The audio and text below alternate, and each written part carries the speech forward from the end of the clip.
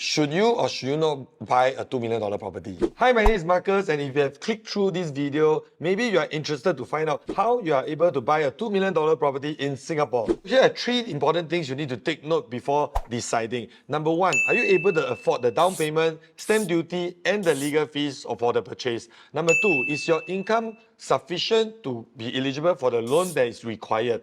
And thirdly, most importantly, what are the running costs that many may have missed out during their calculation?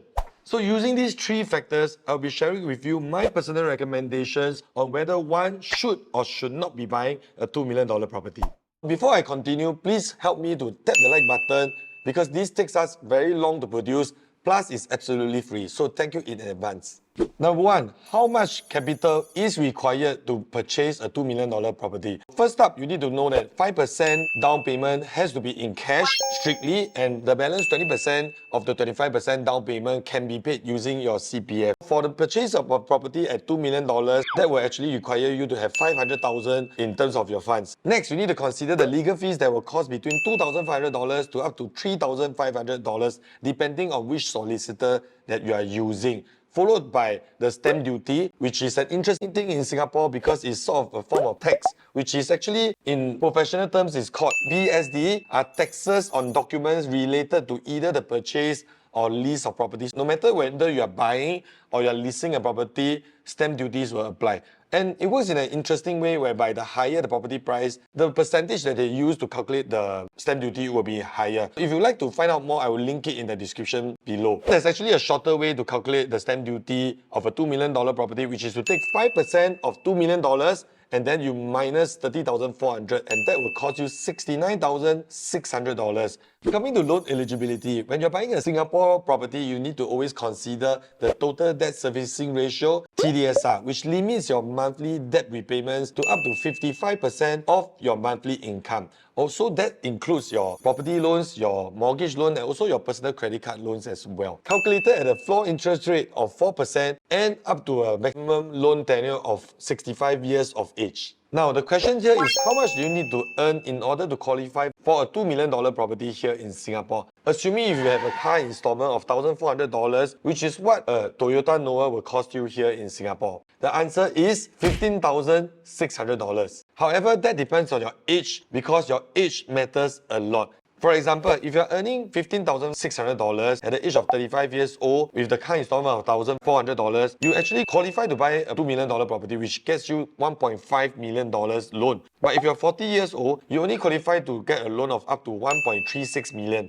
And if you're 50 years old, you only qualify to get a loan of $970,000. So if between age 35 and age 50 years old, the age 50 years old will actually have to top up more than $500,000 on top of the $500 over $1,000 down payment that we first calculated on point number 1. It makes it more difficult for you to buy a property as we age. What are the running costs that you have to consider before buying a $2 million property?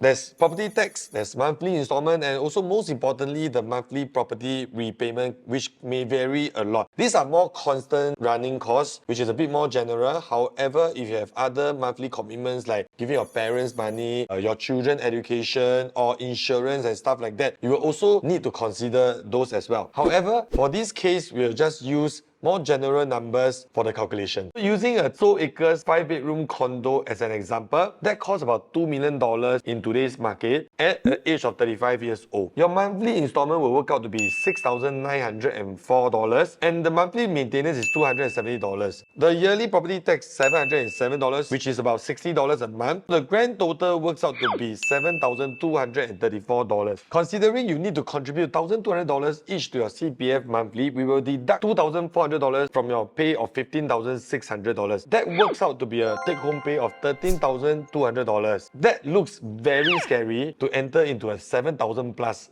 mortgage commitment. However, at age 35, at this income level, you'll be getting $2,520 monthly going into your ordinary account, which then can be used for your mortgage. And that equates to a cash top-up of $4,714, which is significantly lower. So with the take-home pay of $13,200 minus the monthly cash top-up of $4,714, that gives you a cash balance of $8,486 a month after paying for your property tax, your property installment and your property maintenance too. Now to calculate the percentage allocated to your property portfolio monthly, we will use a cash top-up of $4,714 divided by your monthly take-home pay of $13,200 multiplied by 100, which works out to be 35% of your monthly take-home pay. And whether does it make sense to me? It does, because in Singapore, on average, the asset allocation to real estate based on bank research is about 30 plus to 40%. Allocating 35% of your monthly take-home pay to real estate is something that I would say is quite reasonable.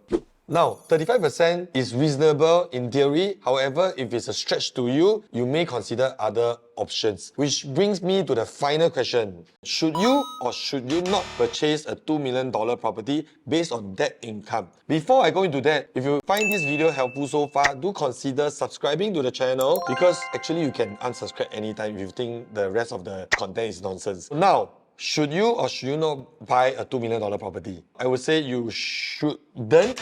You should apply a 25% buffer, because I always believe in being prudent and always saving for rainy days. Example, 25% means if you qualify to buy a $2 million property based on your loan requirements, I would advise that you buy a $1.5 million property, because based on a loan installment of $5,178 for $1.5 million property, the monthly maintenance at $270 and the yearly property tax $707, which is about $60 a month, the grand total works out to be $5,508. Using the same example earlier on, your monthly cash allocation will be down to 20%. And 20% is very reasonable as compared to 35%, which is reasonably affordable. But 20% is really quite affordable, because monthly you will have more than $10,000 left for your other commitments, which is a more prudent way to approach this, and my recommendation if you ask me. I hope this video has been able to provide you with more insights before you buy a property. Again, if you found this video helpful, do like, subscribe or comment down below if you have any more questions. I would also like to invite you to join our Keep It Real Estate Telegram channel, where I have been posting daily property news update. Thank you so much for watching. See you at the next video. Bye!